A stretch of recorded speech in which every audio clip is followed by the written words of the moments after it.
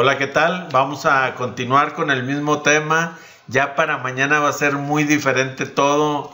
Creo que hablamos solamente de anatomía. Fue algo cansado para los que no conocen de anatomía, pero ya mañana ya le vamos a cambiar. Repasen por favor estos módulos para que se empapen de anatomía. Les comparto la pantalla. Módulo número 45 de este curso de licenciatura en homeopatía profesional, donde vamos a continuar viendo sistema nervioso, transición, registro y proceso. El sistema nervioso.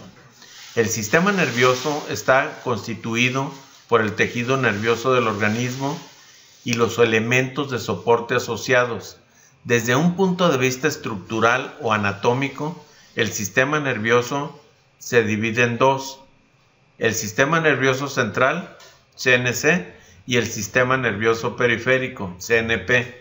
El CNC está formado por el cerebro y la médula espinal, mientras que el CNP comprende los nervios, ganglios y receptores especializados. División del sistema nervioso. Por otro lado, desde el punto de vista funcional, el sistema nervioso se divide en sistema nervioso somático y en sistema nervioso autónomo. El sistema somático es la parte del sistema nervioso que responde o relaciona el organismo con el medio ambiente externo. En cambio, el sistema autónomo está en relación con el medio interno orgánico, realizando funciones propias de regulación y adaptación internas. Ambos sistemas no actúan independientemente, sino que se hallan interrelacionados y cooperan entre sí. La función del sistema nervioso consiste en recibir los estímulos que le llegan tanto del medio externo como interno del organismo, organizar esta información y hacer que se produzca la respuesta adecuada. Los estímulos procedentes del medio externo son recibidos por los receptores situados en la piel, destinados a captar sensaciones generales como el dolor, tacto, presión y temperatura, y por los receptores que captan sensaciones especiales como el gusto, la vista, el olfato, el oído, la posición y el movimiento. Las señales o impulsos que llegan al sistema nervioso periférico se transmiten a partir de estos receptores al sistema nervioso central, donde la información es registrada y procesada convenientemente. Una vez registradas y procesadas, las señales son enviadas desde el sistema nervioso central a los distintos órganos a fin de proporcionar las respuestas adecuadas. Las amígdalas. Las amígdalas forman parte del sistema endocrino, el cual está formado por un conjunto de glándulas: tiroides, paratiroides, amígdalas, hipófisis, epífisis y glándula suprarrenal. ¿Se fijan los que estudiamos biomagnetismo por qué es tan importante para nosotros impactar todo el sistema endocrino? Por ejemplo, una mujer que está en la menopausia, pues debemos de investigar, de preguntarle al cuerpo, de rastrear la suprarrenal, la tiroides, hipófisis, y también, ¿por qué no?, paratiroides. Alguien que está en la menopausia, casi siempre le van a salir esos pares biomagnéticos.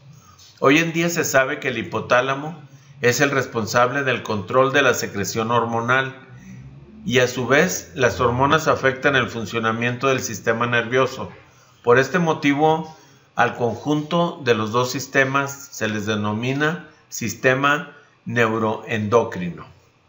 Las glándulas endocrinas controlan una gran cantidad de funciones fisiológicas del organismo, como el metabolismo, la homeostasis, el crecimiento, la reproducción, el dolor, etc. Pero también están involucradas en la conducta humana, concretamente en las emociones, la memoria, el aprendizaje o incluso en las patologías como la depresión, la ansiedad o la anorexia nerviosa. El cerebelo es, después del cerebro, la porción más grande del encéfalo. Ocupa la fosa craneal posterior y se localiza debajo de los lóbulos occipitales del cerebro. Aquí, por ejemplo, podemos imaginarnos que está la cara y en la parte posterior, es decir, en el occipital, tenemos el cerebelo, que está arriba del bulbo raquídeo. Ocupa la fosa craneal posterior, ya dijimos, y se localiza debajo de los lóbulos occipitales del cerebro, del que está separado por una estructura denominada tienda del cerebelo. Consta de 2 hemisferios cerebelosos y una parte intermedia denominada vermis. Se une al tallo cerebral mediante 3 pares de pedúnculos cerebelosos. Estos pedúnculos son haces de fibras que entran y salen del cerebro, en cuya superficie aparecen numerosos surcos superficiales próximos unos a otros. Un corte sagital del cerebro muestra que en el exterior del cerebro, en la corteza cerebelosa, se encuentra la sustancia gris y en el interior la sustancia blanca. En la parte más profunda del cerebelo se encuentran los núcleos dentados.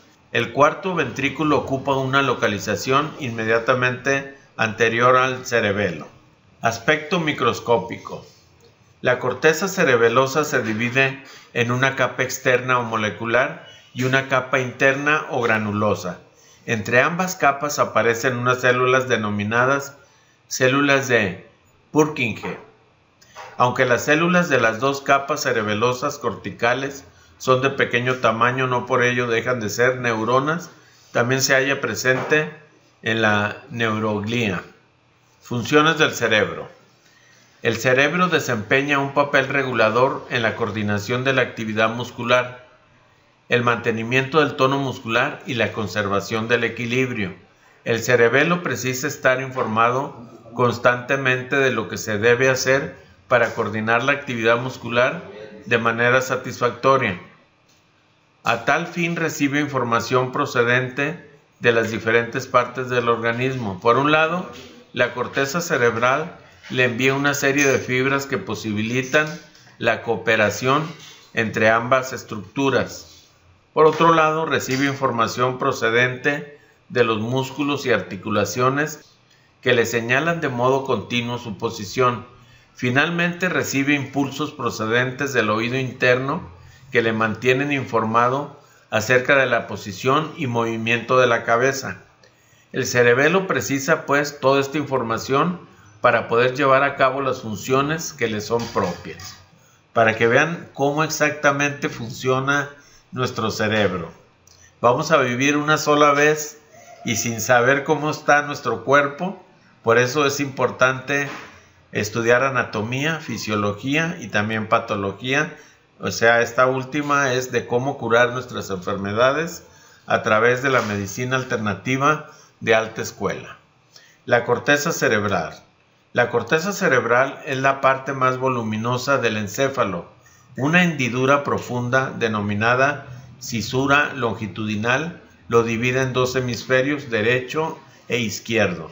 La corteza es una fina lámina de neuronas interconectadas que forman una capa de unos milímetros de grosor y que recubre la superficie irregular de los hemisferios cerebrales. La superficie de cada hemisferio presenta un conjunto de prominencias y surcos o cisuras que proporcionan a la corteza una apariencia plegada, de tal forma que solo 1/3 de esta queda expuesta a la superficie. Aquí tenemos la corteza cerebral. Aquí está el surco central que divide el lóbulo frontal del occipital. Aquí tenemos el lóbulo frontal. Después del lóbulo frontal, aquí tenemos la cara, la nariz, la boca y todo. Tenemos el lóbulo parietal. Esto, acuérdense que cuando está acostado el paciente se le ponen los parietales.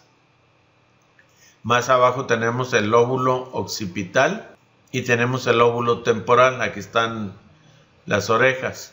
Y enseguida tenemos el cerebelo.